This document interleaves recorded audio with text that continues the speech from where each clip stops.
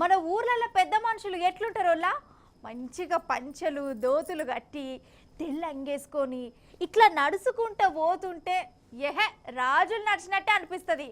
అందుకే రైతులను రాజులు అంటారు కాదు, వాళ్ళని చూసుడుతోనే నమస్తే పెట్టుకుంటా మందలియ బుద్ధి అవుతుంది నాకైతే. అంతెందుకు అప్పటోళ్ళు కోట్లు కమాయించిన పట్నానికి వచ్చిన వాళ్ళ ఏషం మాత్రం మార్వరు కదా. కానీ బెంగళూరులోనొల్లా ధోతి కట్టుకొని సినిమాకు పోతే మాత్రం టాకీస్లకు రానియరు.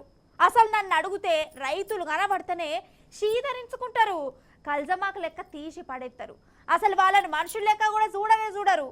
పరిశాన్ అనిపిస్తుందా? మీరే చూడురి ముచ్చట. డైరెక్ట్ అసలు ముచ్చట్లకే పోదాం. ఇగో ఈడ నిల్చున్న పెద్దన్న ఎంత మంచిగా ఉన్నాడోల్లా, మంచిగా ధోతి కట్టుకొని తెల్లంగి దొడుక్కొని ఉన్నాడు. ఈయన రైతు, ఈయన ఇట్లనే ఉంటాడు. ఇట్లా ఉండు తప్ప నన్ను అడిగితే ఇట్లుంటేనే మంచిగా పలకరియ బుద్ధి అవుతుంది, ఇజ్జతీయ బుద్ధి అవుతుంది కదా. కానీ ఇట్లా ధోతి కట్టుడే తప్పైందట నోళ్ళ కర్ణాటకలా. అరే అవంటే బెంగళూరులోనొల్లా ఒక షాపింగ్ మాల్కు పెద్దన్న పోతే నువ్వు ధోతి కట్టుకొని ఉన్నావు, ఇసొంటోళ్ళు లోపలికి రావద్దని ఆపిరట. ఎంత అన్యాలని చెప్పిది. అట్లా ఆపిన ఏం చేయాలి, ఎట్లా కొట్టాలి? నాకైతే బీపీ లెత్తాంది ఇది ఎరికైనా పడుతుంది అన్నట్టు. పెద్దన్న పేరు ఫకీరప్ప. బెంగళూరు కానే ఏదో చిన్నూర్లు ఉంటాడు, వ్యవసాయం చేస్తాడు. పక్క పొంటైన ఈయన కొడుకు. ఇక నాయనకు పట్నంలో ఉన్న పెద్ద టాకీస్లా కలికి సినిమా చూయించేదందుకు యోగి మాల్కు దోలుకొచ్చిండు. అయితే గేటు కాడ ఈ ఫకీరప్ప ఏసం చూసి కావలు కాసేటైనా ఆపిండట. ధోతి కట్టినోళ్ళు ఇండ్లకు రావద్దు, మంచిగా పైంట్ వేసుకొని రాపోని ఇళ్ళగొట్టిరట. ఇక చెప్పురి కథ.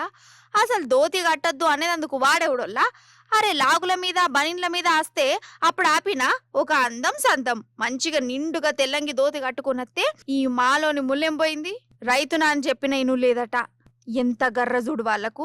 ఇక ఈ ముచ్చట సోషల్ మీడియాలో వీళ్ళ కొడుకుకు చెప్పుకున్నాడు. ఇంకేమున్నది, ఇక రైతులందరూ ఆ మాలకచ్చిరు. ధోతి కట్టుకుంటే రానియవా, నీ సంగతి చెప్తాం బిడ్డ అనుకుంటా. ఇక అందరు లుంగిలు దోతుల మీద నచ్చి ఆ రామసక్కని మాలల్లోకి పోయి అంత తిరిగిరు. ఇక రైతు సంఘపోలు కూడా ఆడ ధర్నాలు చేసిరు. ఇక అప్పుడు ఆ షాపింగ్ సినిమా మాలోనికి రోహం కుదిరింది.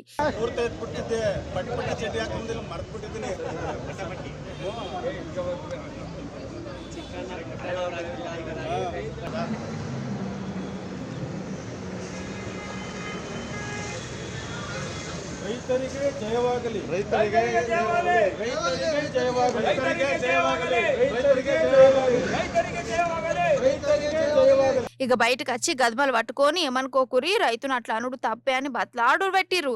ఎక్కడనైతే లోపలికి రావద్దన్న రైతు ఇజ్జత్ తీసిరో అక్కడనే ఆ రైతు మిల్ల దండలేసి శాల్వాలు కప్పి సన్మానం చేసిర్రు. ఇదనే కాదు, కర్ణాటకల గిసొంటి కథలు తాపకోసారి అయితేనే ఉన్నాయోల్లా. మొన్నటికి మొన్న కూడా గిట్టనే ఒక రైతు ధోతి కట్టుకొని బెంగళూరులో మెట్రో బండి ఎక్కుదామని స్టేషన్ కు పోతే లోపలికి ఓనియలే. అంటే కర్ణాటక ధోతిలు పంచలు కట్టద్దా ఏంది? రైతులు సినిమాలకు పోవద్దా, మెట్రో బండ్లు ఎక్కద్దా? పల్లెటూరు అంటే గంత చిన్నతనమా, గంత రామోషా? అట్లయితే అక్కడ సీఎం సిద్ధరామయ్య సార్ కూడా ధోతి కడతాడు. మరి ఈసారిని కూడా ఇసొంటి మాలకు రానియరు కావచ్చు. ఏం దిమాకులో ఏం పాడొప్ప.